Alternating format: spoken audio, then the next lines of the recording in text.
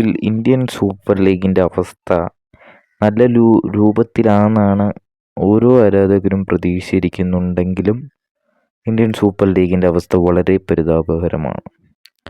കാരണം 14-ാം തീയതി Indian super league തുടങ്ങും, ഫെബ്രുവരി.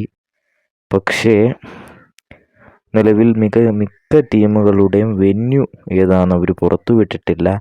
അതുപോലെ തന്നെ വളരെ സാമ്പത്തിക നഷ്ടത്തിലുമാണ് ക്ലബ്ബുകൾ. എന്നാൽ പോലും ഒരു കളിക്കാൻ എന്ന് പറഞ്ഞിട്ടുണ്ട് എന്നുള്ളതാണ്. മിക്ക ടീമിലെയും വിദേശ താരങ്ങൾ പോയി തുടങ്ങി. മിക്ക ടീമുകളും സാലറി കട്ടുകൾ എടുത്തു തുടങ്ങി.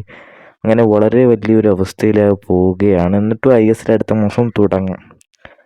മിക്ക ടീമുകളും കളിക്കാമെന്ന് പറഞ്ഞിട്ടുണ്ട്. ഇത് ഇന്റർകാശി പറയുന്ന ഒരു കാര്യം എന്ന് വെച്ചാൽ അവർ എല്ലാ മാച്ചും ഇവയെ കളിക്കുക, അവർക്ക് ഹോം വെന്യൂ എതിരായിട്ടും റെഡി ആയിട്ടില്ല എന്നാണ് ഇന്റർകാശി പറയുന്നത്.